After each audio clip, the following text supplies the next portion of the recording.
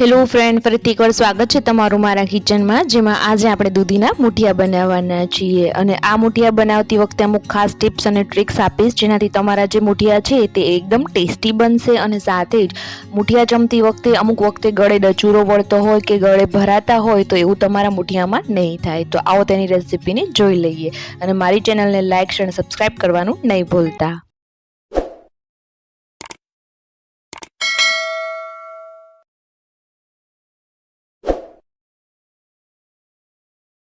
તો તેના માટે સૌથી પહેલાં મેં 2 લીલા મરચાં, મોળા છે, લસણ અને કોથમીરનો જે પાછળનો ભાગ હોય ડાળખીઓનો તે લીધેલો છે. અને આગળના પાંદડાને આ રીતે સાઈડમાં રાખી દીધા છે, તેનો છેલ્લે ઉપયોગ કરવાનો છે.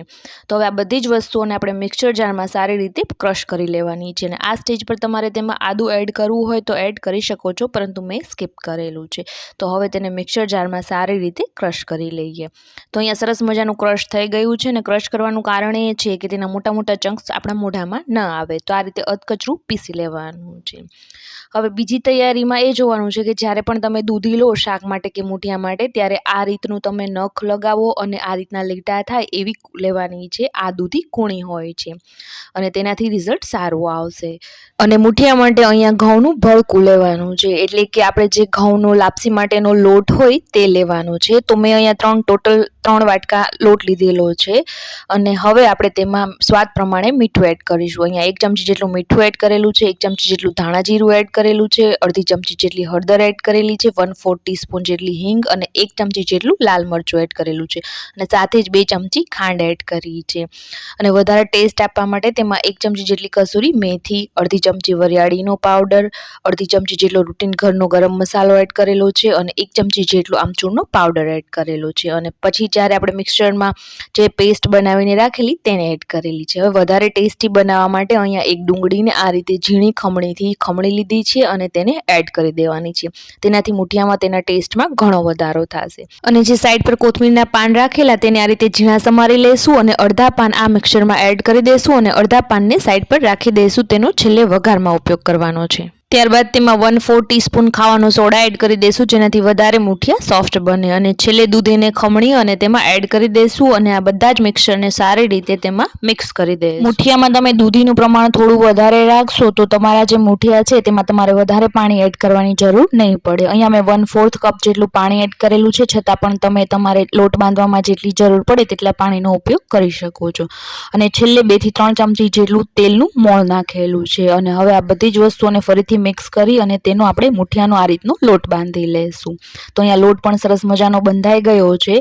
તો જે ડીશમાં આપણે મુઠિયાને મૂકવાના હોય તેને આ રીતે તેલ લગાવી દઈશું, જેથી આપણા જે મુઠિયા છે તે બની અને સરળતાથી તેમાંથી છૂટા પડી જાય. તો ડીશમાં તેલ પણ લગાવી લીધેલું છે અને હવે લોટના આ રીતે મુઠિયા બનાવી લઈશું અને તે ડીશમાં રાખી દઈશું.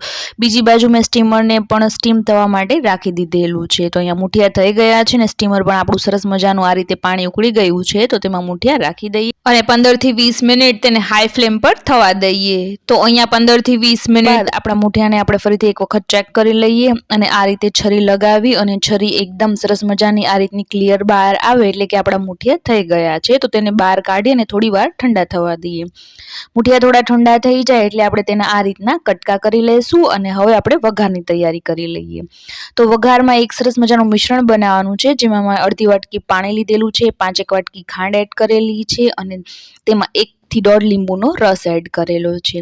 અને આ બધી વસ્તુઓનું આપણે સારી રીતે ચલાવી અને ઓગાળી લેવાનું છે. અને ઓગળી જાય એટલે છેલ્લે આપણે તેમાં 1 ચમચી જેટલું મીઠું એડ કરી દેવાનું છે અને તેને પણ તેમાં ઓગાળી લેશું. તે વઘારને વધારે ટેસ્ટી બનાવશે.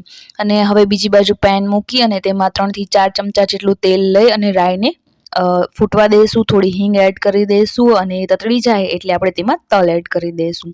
અને ત્યારબાદ આપણે જે પાણી બનાવીને રાખેલું તેને તેમાં એડ કરી દઈશું. આ પાણીને થોડી વાર ઉકળવા દઈશું અને ત્યારબાદ તેમાં મુઠિયાને એડ કરી દઈશું અને તેને સારી રીતે તેમાં મિક્સ કરી દેવાના છે. આ રીતે મુઠિયામાં આવું ખાંડ, લીંબુ અને મીઠાનું પાણી એડ કરવાથી આપણા જે મુઠિયા છે તે એકદમ વધારે ટેસ્ટી બને છે અને સાથે જ ગળે ડચુરો પણ નથી વળતો. અને મુઠિયા જ્યારે પણ તમે બનાવો ત્યારે હંમેશા ધ્યાન રાખજો કે તેમાં ખાંડ, લીંબુ અને મીઠાનું પ્રમાણ થોડું ચડિયાતું રાખશો તો તમારા મુઠિયા ટેસ્ટી જ બનશે. તો આવી જ બીજી નવી રેસીપીઓને જોવા માટે મારી ચેનલને લાઇક અને સબસ્ક્રાઇબ કરવાનું નહીં ભૂલતા. ફરી મળીશું એક નવી રેસીપીની સાથે.